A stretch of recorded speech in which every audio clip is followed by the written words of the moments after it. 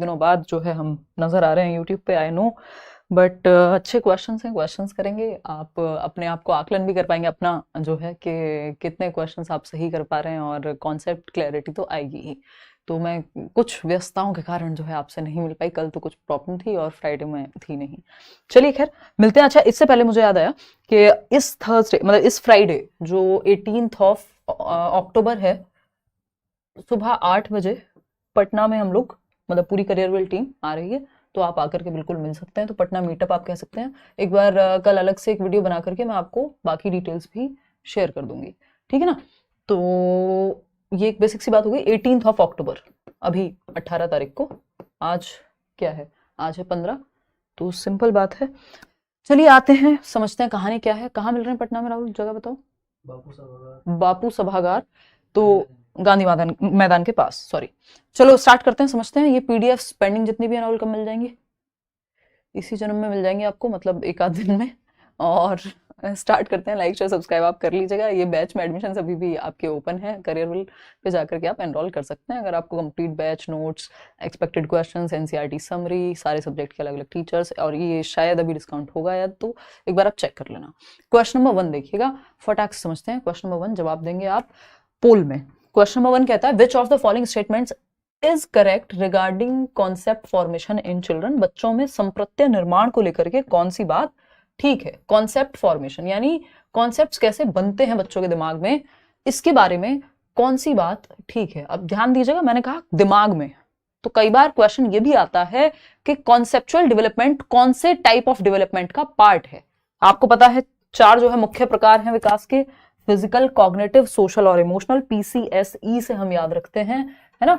अब इन पीसीएसई में से जब हम बात करते हैं कि कॉन्सेप्चुअल डेवलपमेंट कहां आएगा, यानी कॉन्सेप्ट्स का बनना, संप्रत्ययों का निर्माण, पियाजे की थियरी कहां है आपके? पियाजे की थियरी का कॉन्सेप्ट आपके दिमाग में है, हाथ में नहीं है, यानी फिजिकल डेवलपमेंट में नहीं आएगा। कॉन्सेप्चुअल डेवलपमेंट कॉग्निटिव डेवलपमेंट में आएगा, मेंटल डेवलपमेंट, इंटेलेक्चुअल डेवलपमेंट या संज्ञानात्मक विकास जिसको हम कह रहे हैं, जहां पे जितनी भी मेंटल स्किल्स हैं यानी मानसिक क्षमताएं हैं वो आती हैं, ठीक। कॉन्सेप्चुअल डेवलपमेंट, तो कॉन्सेप्चुअल डेवलपमेंट कहां है? कॉग्निटिव डेवलपमेंट का हिस्सा है, ठीक है।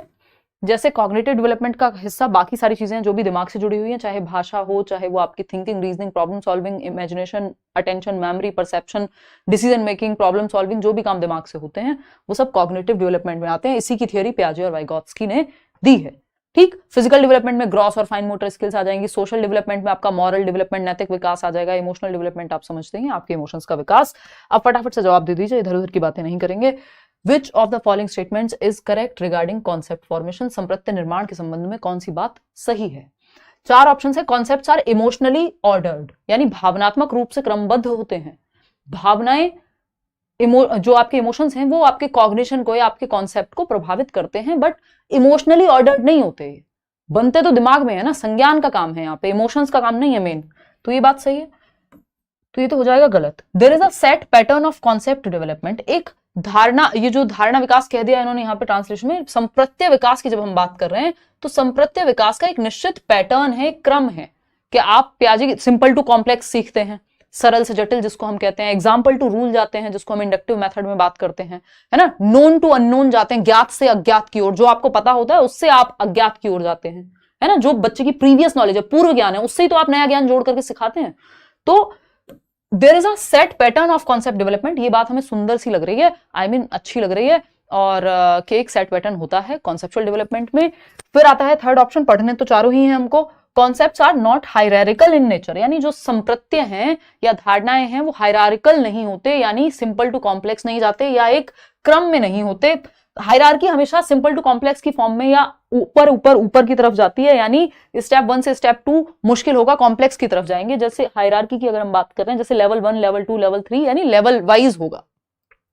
कॉन्सेप्ट्स लेवल वाइज होते हैं, ऐसा नहीं है फिर तो आपको 6th क्लास में कुछ भी पढ़ा दें और 10th में कुछ भी पढ़ा दें, तो सेकंड क्लास का कंटेंट 10th क्लास में पढ़ा दें और 10th का सेकंड में, ऐसा नहीं होता ना। एक हायरार्की है, एक क्रम है, बढ़ते हुए क्रम में ही चीजें कराई जाती है। तो एक प्रॉपर एक सिंपल टू कॉम्प्लेक्स का ऑर्डर है, ये कहना गलत होगा कि हायरार्किकल नहीं होते।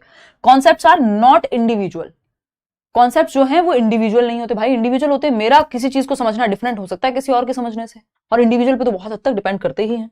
तो second option is the only right answer over here कि there is a set pattern of concept development. संप्रत्यय विकास का एक निश्चित पैटर्न होता है, ये बात हम कह सकते हैं कि सिंपल टू कॉम्प्लेक्स जाएंगे, एग्जाम्पल टू रूल जाएंगे, एक पैटर्न है जब आप कॉन्सेप्ट बना रहे हैं। तो सिलेबस भी एक क्रम में मिलता है आपको।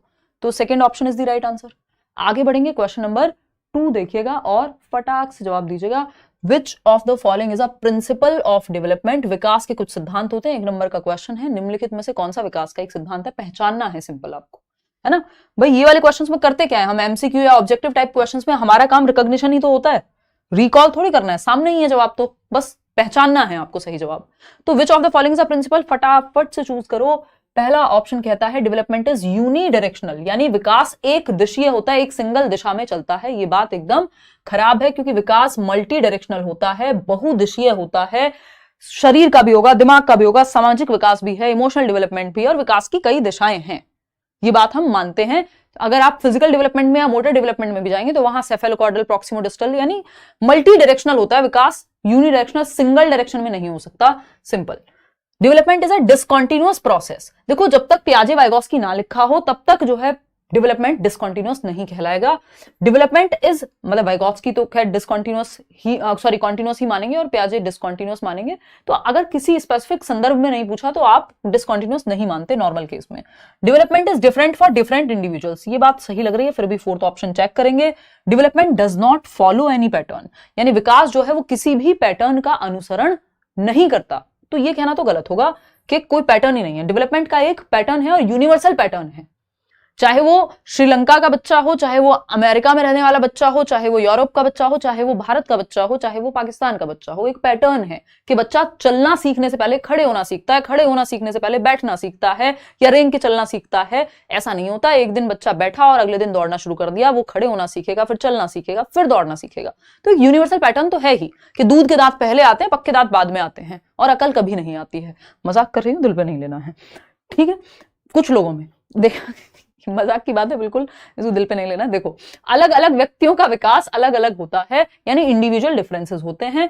जरूरी नहीं है 2 सेम एज के बच्चे हैं तो सारी चीजें उनमें सेम टाइम पे आ जाएं। एक बच्चा है जो जल्दी चलना शुरू कर देगा, दूसरा बच्चा है जो जल्दी बोलना शुरू कर देगा, अंतर पाया जाता है। बात सही है नहीं है? तो third option is the right answer over here. फिर आगे बढ़ेंगे क्वेश्चन नंबर 3 पर। फटाफट से बताइए, ये तो इतना रिपीटेटिव क्वेश्चन, मतलब रिपीटेडली पूछा जा चुका क्वेश्चन है, इतनी बार पूछा गया है ये क्वेश्चन अलग अलग तरीके से, जिसकी हद नहीं है। ईशा कह रही है कि ये क्लास रोज चलती है, कोशिश है मेरी रोज चलाने की, बट हो नहीं पा रही है रोज। इस बार भी थर्सडे फ्राइडे में दिल्ली में नहीं हूं, बट हाँ मंडे टू फ्राइडे रात को 9 बजे ये चल तो बहुत सालों से रही है, बट अभी पिछले 1-1.5 साल में जो है काफी इसमें ब्रेक्स आए हैं। लेकिन सीटेट तक आप मान सकते हैं कि अगले हफ्ते से मंडे टू फ्राइडे बिल्कुल कंटिन्यूअस चलाएंगे, ठीक। देखिएगा, तो थर्ड क्वेश्चन देखिएगा, children actively construct their understanding of the world, यानी बच्चे सक्रिय रूप से अपनी दुनिया की समझ बनाते हैं। ये किसने कहा है, ये किसको एट्रीब्यूट किया जा सकता है, किसका कथन है कि बच्चे एक्टिवली नॉलेज का कंस्ट्रक्शन करते हैं। यानी जब वो कोई एक्टिविटी कर रहा है, कोई कुछ देख रहा है, कुछ करके देखेगा, किसी चीज को टच करेगा, फील करेगा, अपने सेंसेस से एक्टिविटी करके दुनिया की समझ बनाते हैं। पियाजे, वाइगोव्स्की, कोहलबर्ग, कौन? तो देखिए, ये क्वेश्चन कई तरीके से पूछा जा सकता है, मैं बताती हूं आपको। कोहलबर्ग का तो यहां लेना देना नहीं है, स्किनर का भी कोई लेना देना नहीं है, ये है कथन पियाजे का।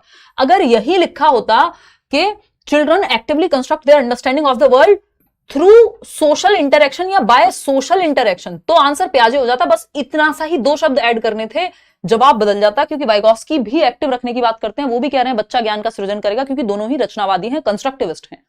पियाजे भी सेम बात कह रहे हैं, बस पियाजे केस में सोसाइटी वाला एंगल नहीं आएगा, वाइगोव्स्की केस में आ जाएगा, ठीक है।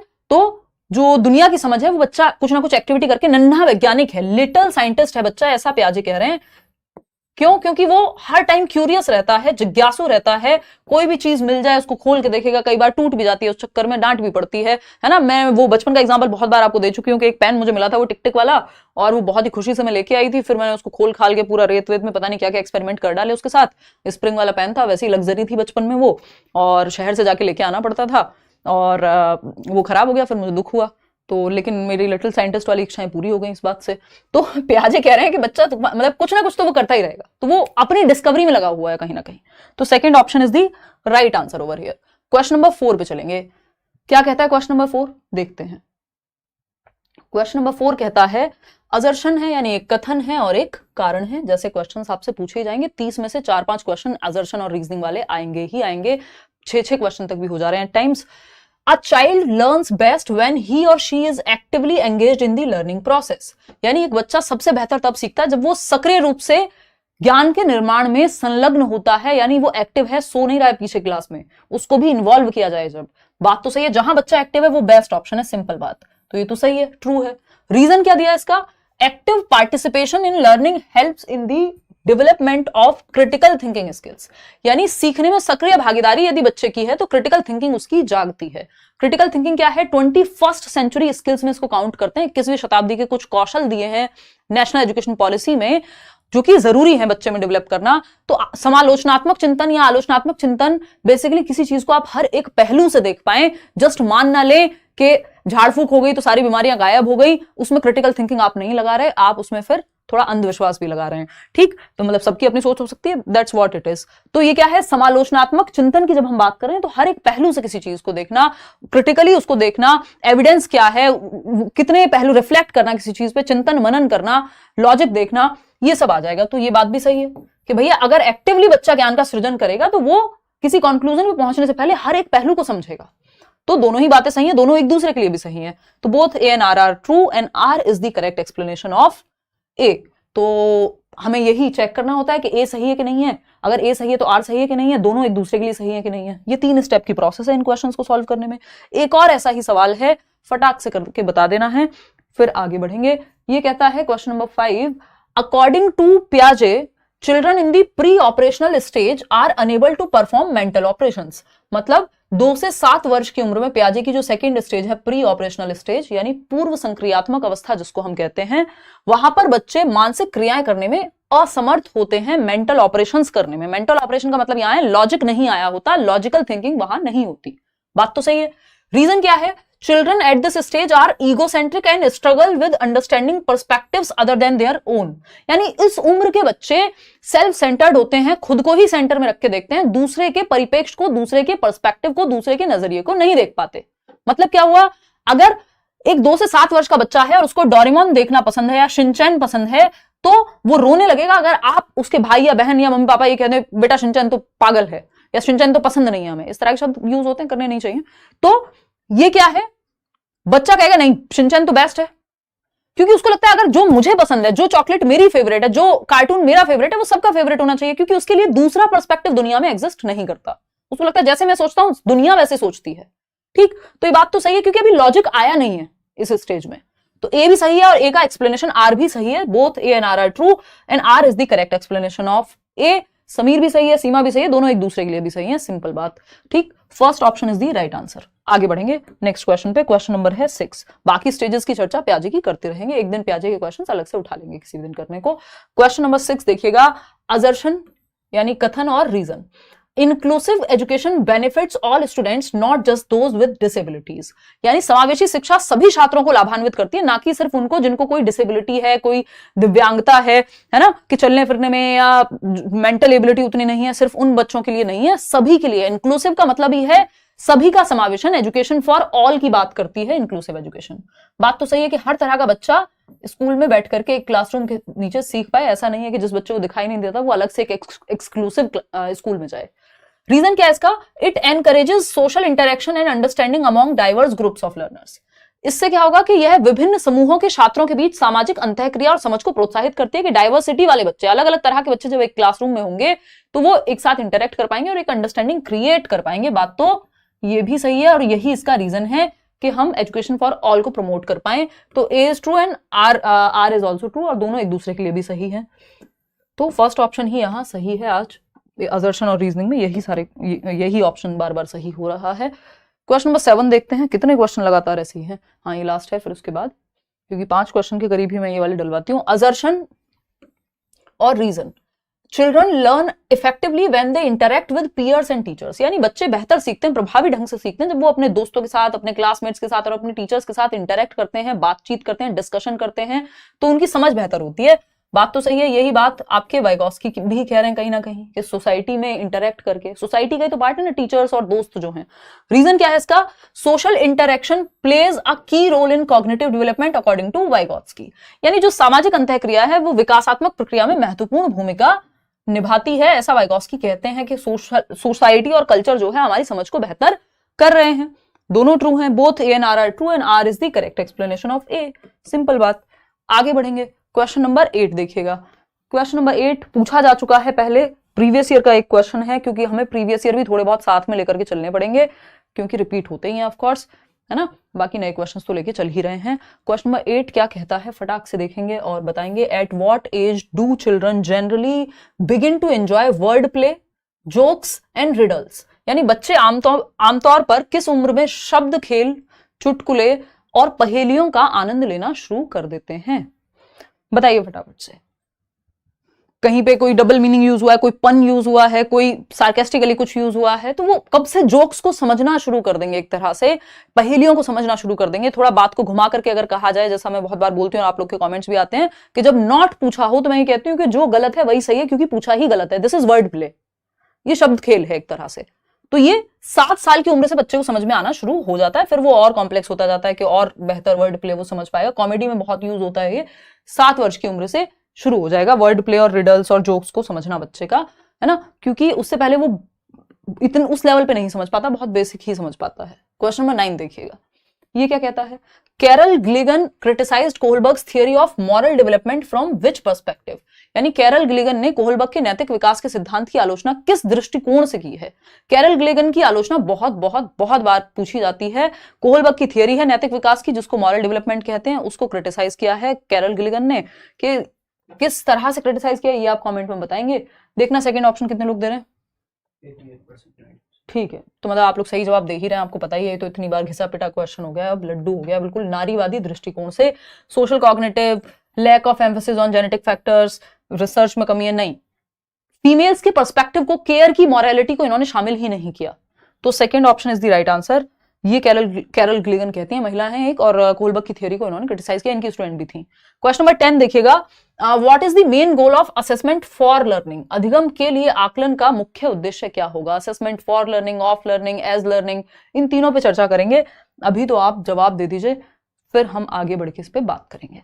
ठीक, तो सीखने के लिए आकलन का मुख्य लक्ष्य क्या है? पहला ऑप्शन है to identify students who can be classified as slow learners. देखो, बच्चे को लेबल नहीं करना, ठप्पा नहीं लगाना, ये स्लो है, ये टॉपर है, ये वो है, ये है। तो असेसमेंट फॉर लर्निंग में तो बिल्कुल नहीं होगा, और वैसे भी नहीं करनी है ये चीज। फॉर लर्निंग तो इंप्रूवमेंट के लिए है। To evaluate student performance and assign grades. यानी आप ग्रेड दे रहे हैं तो ये भी ऐसे में होगा कि क्या ग्रेड आया, वो ऐसे योगात्मक में होगा, टर्म एंड एग्जामिनेशंस में होगा। थर्ड ऑप्शन है to provide feedback that helps students improve their learning. यानी ऐसी प्रतिपुष्टि या फिर ऐसा फीडबैक बच्चों को देना जो उनकी लर्निंग में इंप्रूवमेंट लाए, बेहतर बनाए लर्निंग को। तो प्रतिपुष्टि प्रदान करना जो छात्रों को अपने सीखने में सुधार करने में मदद करे। बात तो सही है। फोर्थ ऑप्शन है to compare students performance against a standard. एक अगेंस्ट स्टैंडर्ड करेंगे तो वो ऐसे का ही पार्ट हो जाएगा कि ये क्राइटेरिया सेट हुआ था, 60% नंबर आए कि नहीं। जबकि असेसमेंट फॉर लर्निंग फीडबैक पे, इंप्रूवमेंट पे, इन सब चीजों पे बेस्ड होता है। तो ऐसी प्रतिपुष्टि आप प्रदान करें। अब असेसमेंट, इन तीनों में अंतर समझ लेते हैं। थर्ड ऑप्शन यहाँ सही है, assessment for learning, of learning और एज लर्निंग। बस एक एक लाइन में समझेंगे, ज्यादा देर लगाएंगे नहीं, ताकि आप कंफ्यूज ना हो। अगर मैं बात करूं असेसमेंट फॉर लर्निंग की, यानी अधिगम के लिए आकलन, फॉर लर्निंग, यानी during the teaching learning process, ये होगा शिक्षण अधिगम प्रक्रिया के दौरान हम फॉर लर्निंग करते हैं कि बीच बीच में आपसे क्वेश्चन पूछे जा रहे हैं, फीडबैक दिया जाएगा, बच्चों को कहां इंप्रूव किया जा सकता है ये बताया जाएगा, और ये एक्टिविटी बेस्ड ज्यादा होता है बजाय कि पेपर पेंसिल टेस्ट के। ठीक, असेसमेंट ऑफ लर्निंग जस्ट इसका ऑपोजिट है ना। ये जो है एफए का पार्ट है, फॉर्मेटिव असेसमेंट, रचनात्मक आकलन।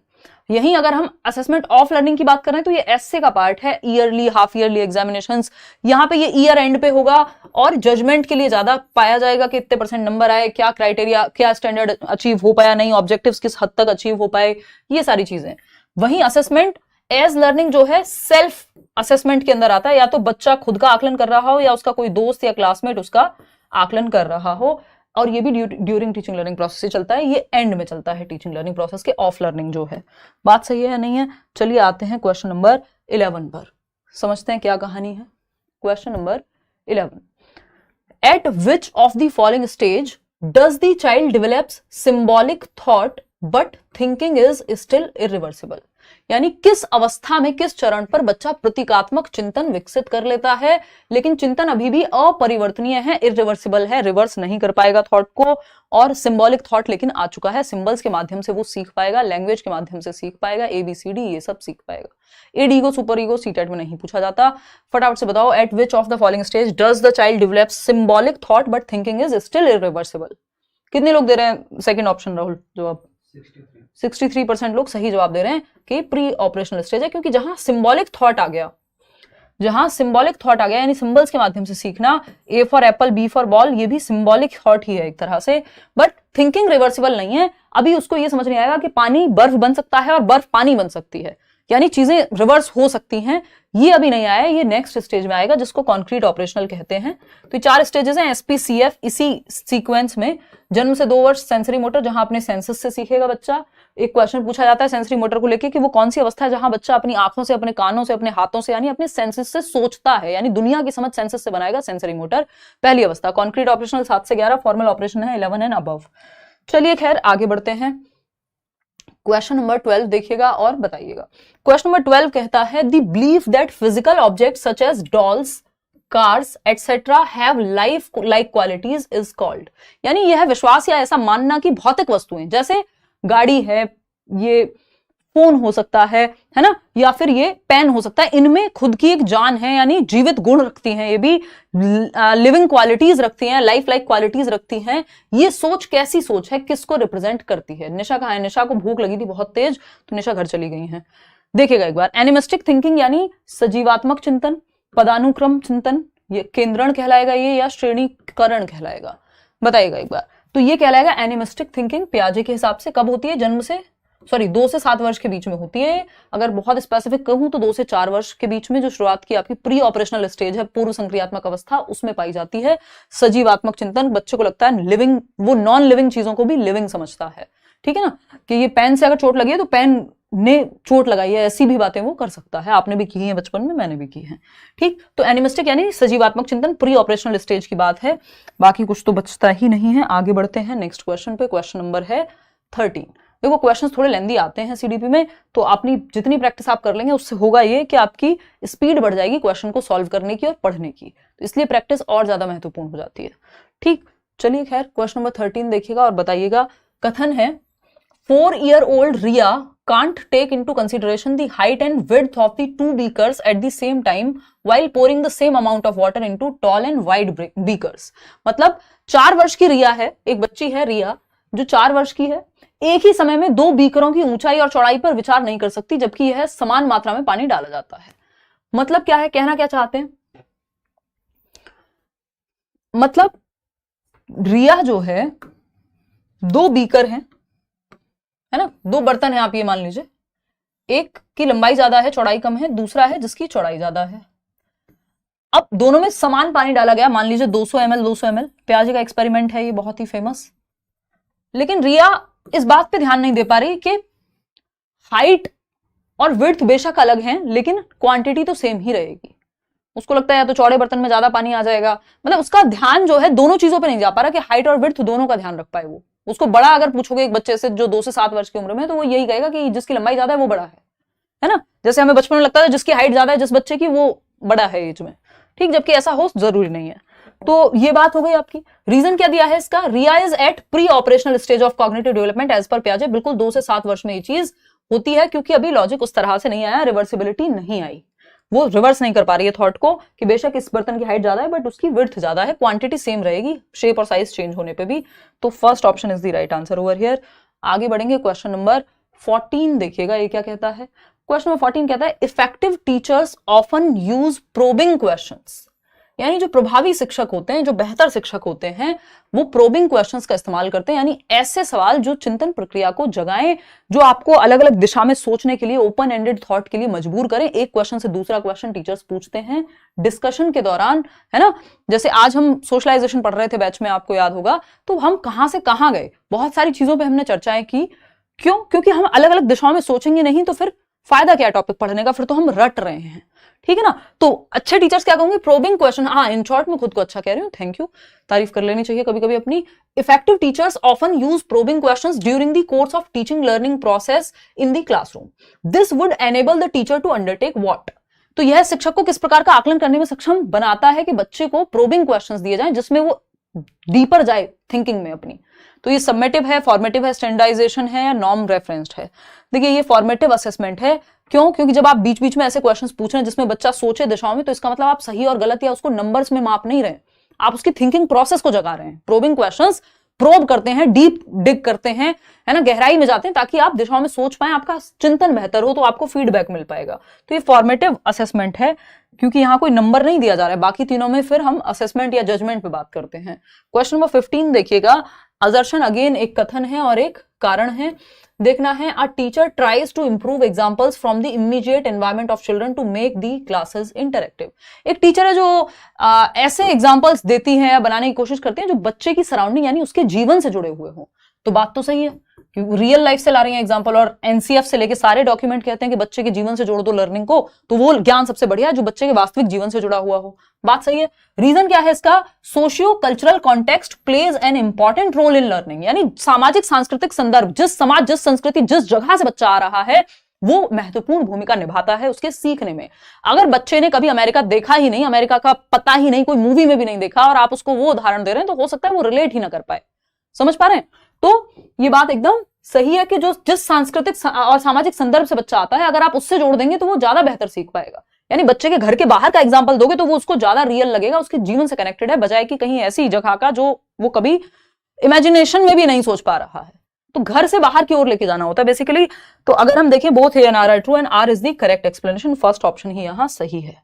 आगे बढ़ेंगे नेक्स्ट क्वेश्चन पे। क्वेश्चन नंबर है 16, सामाजिकरण, 1 नंबर का सवाल है, सोशलाइजेशन इज व्हाट। बताइए, एक क्वेश्चन आता ही है, इतने में जल ग्रहण कर लेती हूँ, आप जो है जवाब दीजिए इतने आसान से सवाल का, जिसका जवाब आप बहुत जल्दी दे सकते हैं, मुझे पता है, भरोसा है मुझे आप लोग की क्षमताओं पे। देखो एक बार, क्षमताओं पे कि क्षमता पे,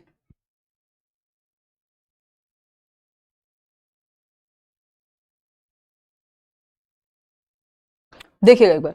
तो अगर हम बात करें सामाजिकरण की, तो सामाजिकरण या socialization is the rapport between teacher and taught.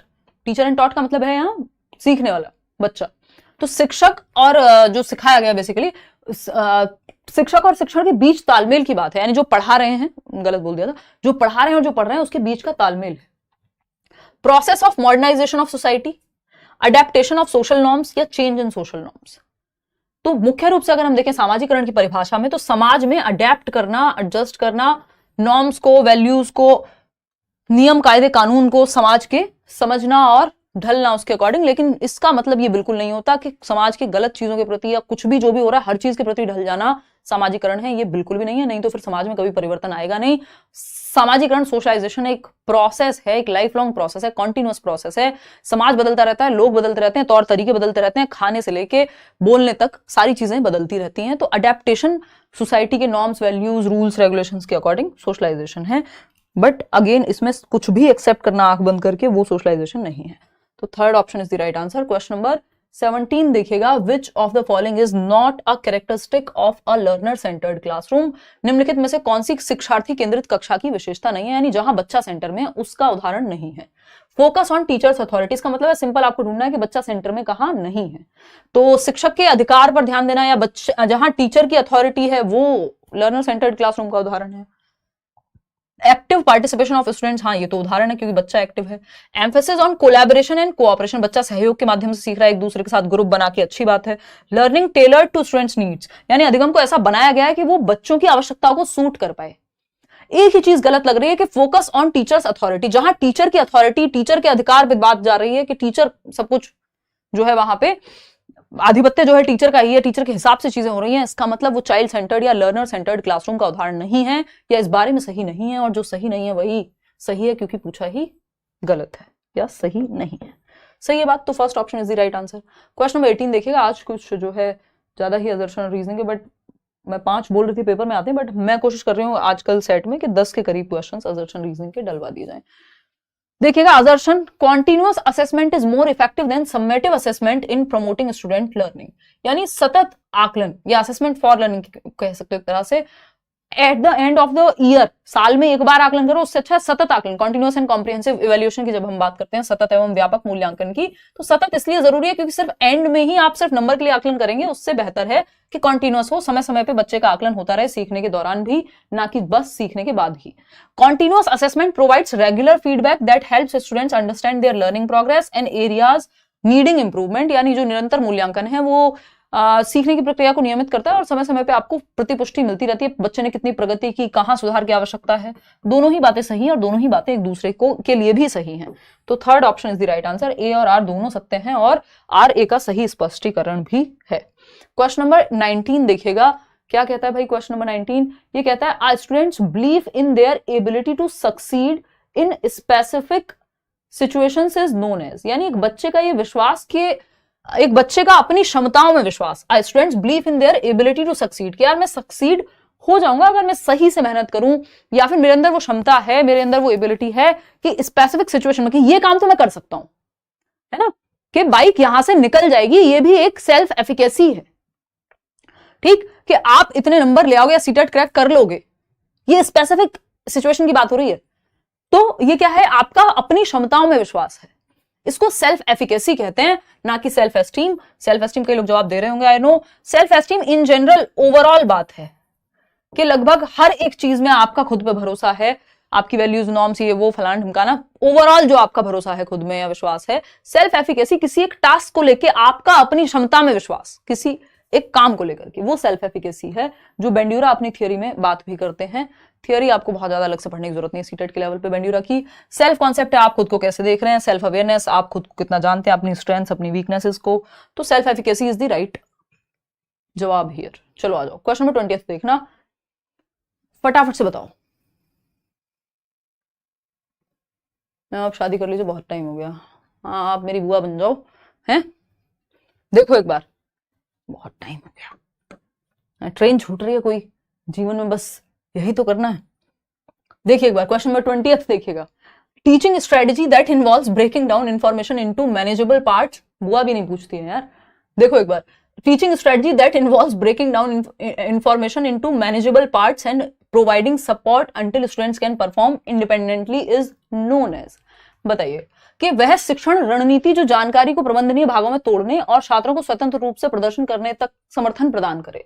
यानी आप इंफॉर्मेशन को ब्रेक डाउन कर रहे हो पार्ट्स में, ताकि चीजों को समझा जा सके। अगर कोई बड़ी प्रॉब्लम होती है, पार्ट्स में तोड़ करके तभी समझते हैं और फिर बच्चा प्रॉब्लम को सॉल्व कर पाएगा। तो ये क्या कहलाता है, जहां बच्चे को दिक्कत हो रही है, पार्ट्स में तोड़ दिया आपने, हेल्प कर दी, यानी टेम्परेरी हेल्प, स्कैफोल्डिंग ही तो कहेंगे इसको, मचान ही तो कहेंगे। डिस्कवरी लर्निंग में तो बच्चा खुद से खोज करेगा, यहाँ पे तो आकलन हो जाएगा, डायरेक्ट इंस्ट्रक्शन तो दिमाग में भर दोगे आप सीधा। तो स्कैफोल्डिंग है ये वाइगोत्स्की की भाषा में। क्वेश्चन नंबर 21 देखिएगा, देखिए, विच of the following describes learned helplessness during the learning process। यानी सीखी हुई अक्षमता या असहायता के बारे में आपका क्या ख्याल है, ये क्या होती है learned helplessness। फर्स्ट ऑप्शन है students perceptions that their actions do not affect outcomes leading to a lack of effort. मतलब बच्चे का ये परसेप्शन या ये धारणा कि जो उनके एक्शंस हैं वो आउटकम्स को अफेक्ट ही नहीं करते, यानी बच्चा मेहनत भी करेगा तब भी कुछ नहीं होगा, है ना, ये जब वो सोच रहा है leading to a lack of effort, इसलिए वो मेहनत नहीं करता, क्योंकि उसको ये लगता है कि अगर मैंने मेहनत की भी तब भी एग्जाम तो क्रैक होगा नहीं। ऐसा उसने मान लिया है बार बार अपने एक्सपीरियंसेस के बेस पे, तो अब वो मेहनत भी नहीं कर रहा। इसी को लर्नेड हेल्पलेसनेस कहते हैं, कि मान लिया आपने 2 ब्रेकअप के बाद कि अब तो भाई जीवन में कोई नहीं मिलेगा, है ना, ये लर्नेड हेल्पलेसनेस है, तो आपने एफर्ट ही करना छोड़ दिया। ठीक, प्रियंका तंवर जवाब दो फटाफट से। तो बात तो सही है, बाकी के 3 ऑप्शन भी चेक कर लेते हैं। A teaching method that emphasizes learning through repetition. नहीं, ये कुछ ऐसा नहीं कि बार बार रिपीट करके 2 एकम 2 2 दूनी 4 करके गिन के याद कर लो। A state where student learn best under stress. ऐसा भी कुछ नहीं है कि बच्चे स्ट्रेस में बेहतर सीखते हैं, ये कोई भी थियरी नहीं है। The outcome of consistent reinforcement in classroom setting, यानी लगातार आप बच्चों को पुनर्बलित करते रहें, गुड, वेरी गुड, शाबाश कहते रहें, वो भी नहीं है। ये सिंपल है, छात्रों की यह धारणा या ये मान लेना कि उनके क्रियाकलाप या उनकी एफर्ट्स, उनके प्रयासों से भी परिणाम में कोई परिवर्तन नहीं होगा, होना उन्हें फेल ही है, इसलिए वो मेहनत ही नहीं कर रहे हैं। इसको लर्नेड हेल्पलेसनेस कहते हैं, सीखी हुई असहायता। यानी आपने ये सीख लिया अपने प्रयास से, अपने प्रीवियस एक्सपीरियंस से कि दुनिया तो खराब ही है टाइप्स, या फिर लर्निड हेल्पलेसनेस, यानी आप हेल्पलेस हो गए कि अब आप सीख ही नहीं पाएंगे, अब बेहतर हो ही नहीं पाएगा, पॉजिटिव रिजल्ट आएगा ही नहीं, इसलिए आप एफर्ट नहीं कर रहे, आपने ऐसा मान लिया है। तो first option is the right answer. Question number 22। Question number 22 क्या कहता है भाई? According to WHO, World Health Organization के according, adolescence is of the age between what? बताइए। विश्व स्वास्थ्य संगठन के अनुसार किशोरों की आयु क्या है? ये बात जो है हम बहुत बार डिस्कस कर चुके हैं, फटाफट से बताइए। मैम रीड का बैच लेके आओ ना, बता देंगे आपको, आप कमेंट कर देना जितने लोगों को लग रहा है कि रीड का बैच अभी ले आए। According to WHO, adolescence is of the age between what? 9 to 19, 10 to 19, 13 to 19 या 11 to 19? फटाफट से बताओ, जल्दी से बताओ। मीनाक्षी कह रही है मत करना, कुछ नहीं रखा शादी में। देखो कितने लोग दुखी हैं शादियां कर करके, खुश भी हूं तो अपने घर रहे हैं। देखो एक बार, कितना भला सोचते हो यार आप लोग मेरा। हाँ देखो, 10 to 19 मीनाक्षी ने करके देख ली है, अब मीनाक्षी को पता है, इसलिए मीनाक्षी की बात मैंने मान ली है। सिंपल, आज के बाद कोई नहीं पूछेगा ऐसे सवाल। 10 to 19 यानी 10 से 19 वर्ष जो है एडोलेसेंस यानी किशोरावस्था की उम्र है।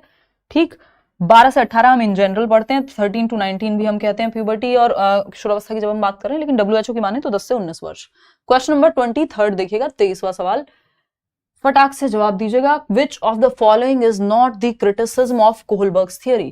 कोहलबर्ग के नैतिक विकास के सिद्धांत का क्रिटिसिज्म या आलोचना कौन सी नहीं है? कि ये सिर्फ अडल्ट्स के लिए है, एप्लीकेबल नहीं है सभी कल्चर में। हाँ ये बात सही है, बिल्कुल इनकी ये आलोचना है कोहलबर्ग की कि सभी संस्कृतियों में लागू नहीं होती। भारत में लोग अलग तरह से सोचते हैं कि भारत में लोग जनरली ओल्ड एज होम में नहीं भेजेंगे माँ बाप को, चाहे घर पे ही उनको ताने दे दे के मार दें बुढ़ापे में, लेकिन वो नहीं भेजेंगे क्योंकि हमारा समाज उस तरह से कंस्ट्रक्टेड है, हमारा कल्चर के इस चीज को बहुत ही खराब माना जाएगा। और स्पेशली आप गांव वगैरह में देखेंगे वहां तो ये केस मिलेगा ही नहीं, बहुत ही रेयर है।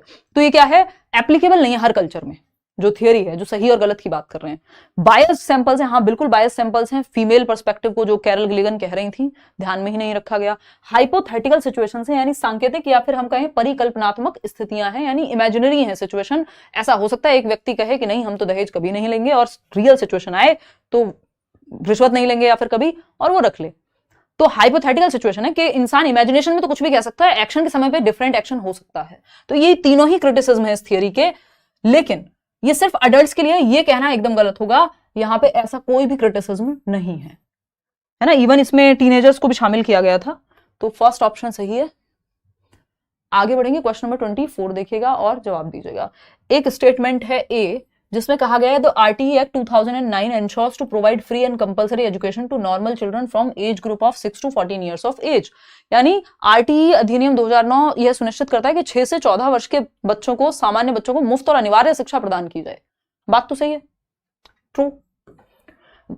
द राइट, बी स्टेटमेंट क्या है? The right of children to free and compulsory education 2009 ensures the rights of children with disability to free education from 6 to 18 years. कि वहीं दिव्यांगता वाले बच्चों के लिए ये 6 से 18 वर्ष है। तो A is true but R is false, या फिर दोनों सही है? दोनों ही सही हैं, क्योंकि इसमें जो RTE ने एक अलग से एक्ट डाला है, RPWD एक्ट में ये बात कही गई है RTE की रिकमेंडेशन पे कि 6 से 18 वर्ष के बच्चों को फ्री एंड कंपल्सरी एजुकेशन दी जानी चाहिए यदि वो डिसेबल्ड बच्चे हैं, और नॉर्मल केस में 6 से 14 वर्ष। ठीक है बात, चलिए खैर आगे बढ़ते हैं। तो दोनों ही बातें सही हैं। क्वेश्चन नंबर 25 देखिएगा और जवाब दीजिएगा। क्वेश्चन नंबर 25 देखिएगा और जवाब दीजिएगा। ये कहता है while participating in a sports competition in class, Tanuj tells his friends that he will participate in javelin throw and his sister can participate in jump ropes because she is a girl and girls can't throw javelin. This depicts what? यानी एक बच्चा है तनुज जो एक sports competition में कह रहा है कि मेरी बहन जो है वो सिर्फ रस्सी कूदने वाली प्रतियोगिता में पार्टिसिपेट करेगी और मैं जेवलिन थ्रो में करूंगा नीरज चोपड़ा की तरह, क्योंकि लड़के ही जो है जेवलिन थ्रो में पार्टिसिपेट कर सकते हैं, ऐसा वो मानता है। और क्योंकि उसकी बहन लड़की है तो वो रस्सी कूदेगी। ये एकदम स्टेटमेंट फुद्दू स्टेटमेंट है, आई मीन खराब है। ये जेंडर स्टीरियोटाइपिंग वाला स्टेटमेंट है, इसमें लॉजिक की कमी है। ठीक, तर्क नहीं है इसमें। जेंडर स्टीरियोटाइपिंग, लिंग रूढ़िवादिता है ये। ऐसा कोई भी क्वेश्चन जो ये कहे कि ये काम सिर्फ लड़कियां करेंगी, ये स्पोर्ट कोई लड़कियां खेलेंगी या लड़कों के लिए है, लड़कियों के लिए गाना गाने का कॉम्पिटिशन है तो लड़कियों को पार्टिसिपेट करा लो, मैथ्स में लड़कियां कमजोर होती हैं, ड्राइविंग खराब होती है, ये सब स्टीरियोटिपिकल बातें हैं, यानी रूढ़िबद्ध हैं ये सब चीजें जो चली आ रही हैं बिना लॉजिक के। ठीक, जेंडर कॉन्स्टेंसी होती है कि बच्चे के दिमाग में जेंडर कॉन्स्टेंट हो जाए कि जैसे वो अपने कपड़े बदल सकता है वैसे वो अपना जेंडर नहीं बदल सकता। ठीक, तो वो 3 साल प्लस के आसपास ये आनी शुरू हो जाती है। इक्वालिटी तो आपको पता ही है, समानता, इक्विटी इज बेटर, कि जहां जो नीड है या नीड को ध्यान में रख करके प्रेफरेंस दी जाए। तो fourth option is the right answer. आगे बढ़ेंगे नेक्स्ट क्वेश्चन पे। नेक्स्ट है क्वेश्चन नंबर 26। देखिएगा एक बार, क्वेश्चन नंबर 26 क्या कहता है, विच of the following statements about inclusive education is not correct. बताइए, निम्नलिखित में से कौन सा कथन समावेशी शिक्षा के बारे में सही नहीं है। पहला है, inclusive teaching means teaching in ways that do not exclude. यानी इंक्लूसिव शिक्षा का मतलब है, समावेशी शिक्षा का मतलब है कि आप बच्चों को अलग थलग नहीं बांट रहे हो, एक्सक्लूड नहीं कर रहे हो कि इनको तो अलग रखेंगे, है ना। इंक्लूसिव मतलब इंक्लूसिव, इंक्लूड करना सबको, ठीक है ना। प्रियंका तंवर कह रही मैम प्लीज बताओ, जो आप ऐप पर नोट्स दोगे और जो टेलीग्राम पर हैं वो अलग अलग हैं क्या? मैंने प्रिंट आउट निकलवाया लिया। ऑफ कोर्स अलग है यार, बैच के नोट्स एकदम अलग है। देखिएगा एक बार, फटाफट से बताइएगा और जवाब दीजिएगा। देखिए, तो अगर हम बात करें यहाँ पे, तो समावेशी शिक्षण का मतलब है ऐसे तरीके से शिक्षण करना जो किसी को बहिष्कृत ना करे, यानी अलग थलग ना करे। बिल्कुल सही बात है, एजुकेशन फॉर ऑल, सभी को लेकर के चलना। Inclusive teaching means adopting pedagogy that support needs of all learners. हाँ, ये बात भी सही है, हमको चाहिए गलत, ये दोनों बातें तो सही है। An inclusive class accommodate differences in language style and promotes collaboration. यानी अलग अलग भाषाएं बोलने वाले भी बच्चे हैं यदि, तो उनको भी इंक्लूसिव क्लासरूम में इन्वॉल्व किया जाए। बात तो सही लग रही है हमको। फिर क्या होगा next, an inclusive classroom centres around fixed curricular and standard assessment. यानी एक समावेशी कक्षा जो है वो स्थिर पाठ्यक्रम या पाठ्यचर्या और मानक मूल्यांकन के चारों ओर केंद्रित होती है। यानी बस एक तरीके से ही आप असेसमेंट लो और एक ही तरीके से पढ़ाओ, या एक फिक्स करिकुलम रखो, जबकि ये फ्लेक्सिबल होगा करिकुलम और स्टैंडर्ड ना होकर के हमको डिफरेंशिएटेड इंस्ट्रक्शन का पालन करना है। तो फोर्थ ऑप्शन जो है वो गलत है, और जो गलत है वही सही है, क्योंकि पूछा ही गलत है, नॉट लिखा हुआ था ऊपर। क्वेश्चन नंबर 27 देखिएगा, ये क्या कहता है भाई। क्वेश्चन नंबर 27 कहता है, असर्शन है यानी अभिकथन, learners construct their own knowledge based on what they already know. यानी बच्चे अपने ज्ञान का सृजन अपने प्रीवियस नॉलेज, जिसको पूर्व ज्ञान कहते हैं, आपने लेसन प्लानिंग कभी की होगी तो उसमें भी क्वेश्चंस होते हैं प्रीवियस नॉलेज टेस्टिंग के, ओल्ड नॉलेज से न्यू नॉलेज को कंस्ट्रक्ट करते हैं। बिल्कुल सही बात है। रीजन क्या है इसका, Finding patterns and making linkages with previous knowledge helps learners to process information meaningfully।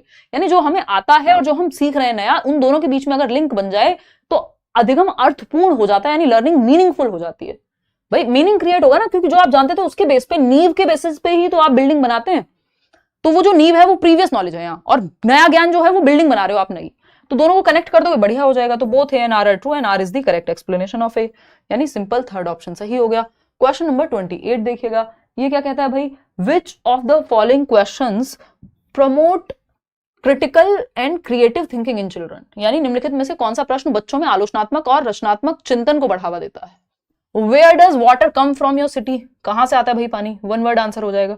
Which can be the best way to save water crisis and why, जिसमें मल्टीपल दिशाओं में सोचना पड़े, बच्चा सोचने पर मजबूर हो, ओपन एंडेड थॉट लगे, वही क्रिटिकल थिंकिंग वाला क्वेश्चन है जिसमें सबसे ज्यादा सोचना पड़े। ठीक, how many states and how many capitals are there in your city, ये तो वन वर्ड आंसर हो जाएगा। What is the name of your country, बता दोगे आप। तो सिंपल है, जिसमें सोचना पड़ेगा, अलग एक कोई सिंगल एक सही जवाब नहीं होगा, जिसमें दिशाओं में सोचना पड़ेगा। तो which can be the best way to save water crisis, कैसे आप पानी के क्राइसिस को सॉल्व कर सकते हो और क्या तरीका होगा बचाने का, तो मल्टीपल तरीके निकल करके आएंगे। क्वेश्चन नंबर 29 देखिएगा, सेकंड लास्ट क्वेश्चन है, what is the main goal of assessment for learning. अधिगम के लिए आकलन का मुख्य उद्देश्य क्या होगा। पहला है, to identify students who can be categorised as slow learners, मतलब धीमे गति से सीखने वाले अधिगमकर्ताओं को लेबल करना, ठप्पा लगाना, उन पर लेबल नहीं करना है, आइडेंटिफाई करना। सिर्फ आइडेंटिफाई करना कि जो स्लो लर्नर है, सिर्फ स्लो लर्नर को ही आइडेंटिफाई करना, या फिर जो गलती कर रहे हैं कहीं भी समस्या है। देखते हैं भाई बेस्ट ऑप्शन क्या होगा। To evaluate students performance and assign grades, grades assign करना एफए या असेसमेंट फॉर लर्निंग का उदाहरण नहीं है। To provide feedback to students which can be used to improve, बिल्कुल सही बात है, इंप्रूवमेंट कहां हो सकता है, इसलिए आप असेसमेंट फॉर लर्निंग करते हैं, लर्निंग के लिए आकलन। जांच इसलिए रहे हैं, अभी आप जवाब इसलिए दे रहे हैं कि कहीं अगर गलती है तो वो ठीक हो जाए। ये जो आप अभी कर रहे हैं हम लोग मिलकर के, ये असेसमेंट फॉर लर्निंग ही तो है।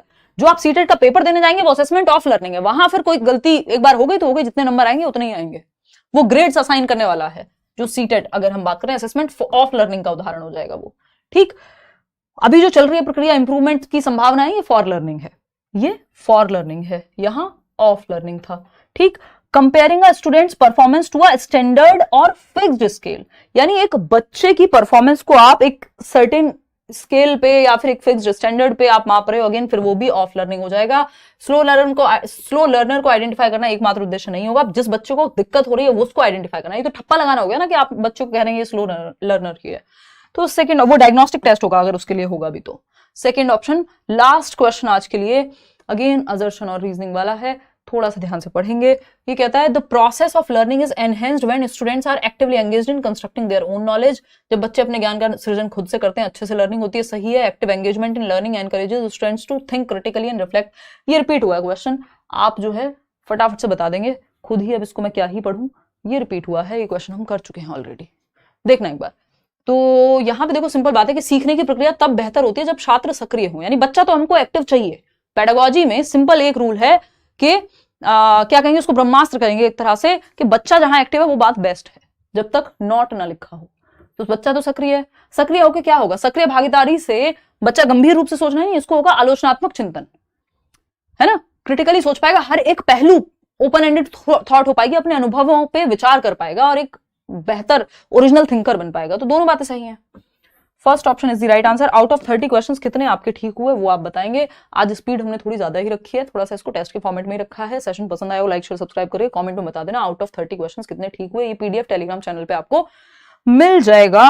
बैच में अगर आप एनरोल होने के इच्छुक हैं तो आप करियर विल ऐप डाउनलोड करके और एनरोल कर सकते हैं वहां टीचिंग सेक्शन में जाकर के। बाकी अपने साथ बने रहें, यही मतलब है बी योर ओन कांस्टेंट का। आउट ऑफ 30 क्वेश्चंस कितने ठीक हुए वो आप कमेंट करके बताएंगे। कोई डाउट हो तो आप पूछ सकते हैं। आज के लिए इतना ही रखेंगे, कल मिलेंगे और कल देखते हैं क्या करेंगे, बट हाँ कल मिलेंगे क्योंकि परसों तो निकलना है पटना के लिए। 18 को पटना में मीटअप है, आप लोग बिल्कुल आ सकते हैं, फ्री एंट्री है।